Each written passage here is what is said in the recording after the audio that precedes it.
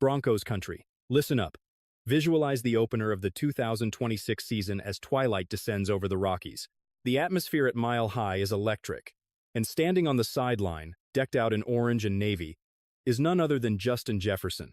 Yeah, the superstar himself. He is the nightmare that keeps coordinators awake at night, the weapon who shreds double coverage and turns routine plays into highlight reel magic. It feels like a complete fantasy, right? However, what if I told you this scenario is far more realistic than you think?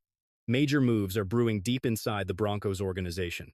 CEO Greg Penner has drawn a line in the sand, signaling that this franchise will attack every opportunity with ruthless aggression. When you closely examine the board, the available cap space, the draft capital, the glaring holes on offense, and especially the chaos unfolding in Minnesota, the path to a game-changing maneuver starts to emerge clearly. We are discussing a blockbuster deal capable of immediately turning Denver into a legitimate AFC powerhouse. This is a move that would fundamentally tilt the balance of power across the entire National Football League.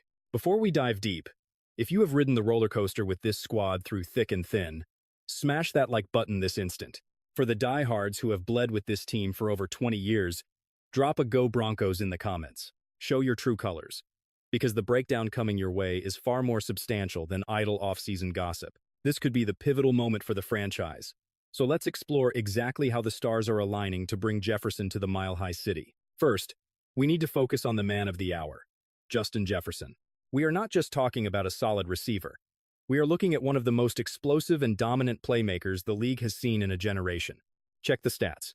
495 receptions, over 7,000 yards, 40 touchdowns, and an average of 96.5 yards every single game through his first 5 years.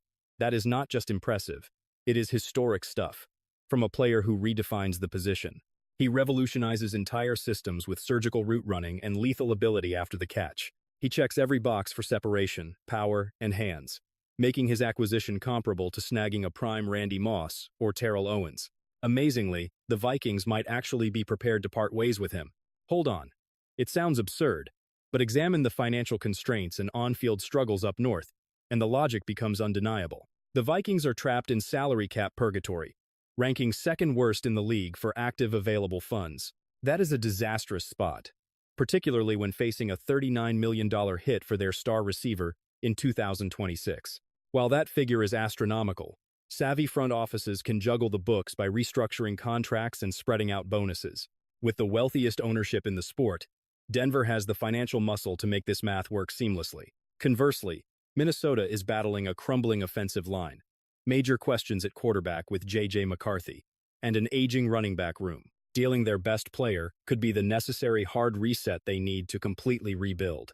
They could focus on Jordan Addison and stockpile picks to fix the trenches, while Denver is desperate for a legitimate number one target.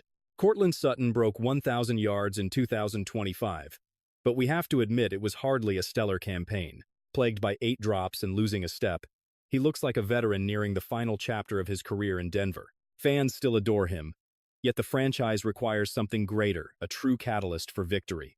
Finishing second worst with 43 drops last year is a statistic that screams for an immediate upgrade on the perimeter. Acquiring a force like Jefferson does more than boost the stats.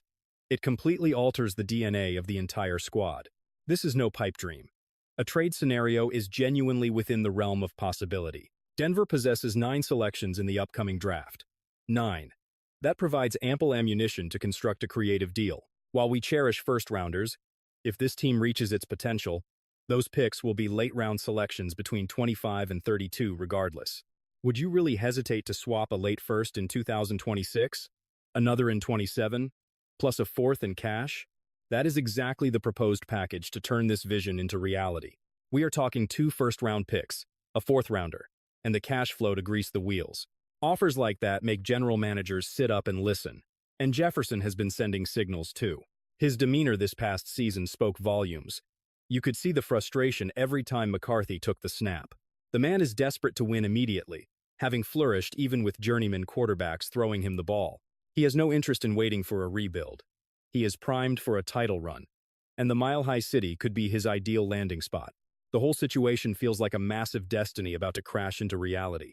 Denver possesses the draft ammunition, the salary cap flexibility, and an ownership group eager to write the check. They hold the necessity, but above all, a starving fan base desperate for a superstar to jumpstart this organization. Executing this trade would send shockwaves through the NFL and immediately transform the Broncos into legitimate title threats. It promises an electricity to the mile-high city unseen in ages. So let us get straight to the heart of the matter. Suppose Denver actually executes a blockbuster deal for Justin Jefferson. How does he fit within Sean Payton's tactical scheme? Also, what impact lands on the receiving core?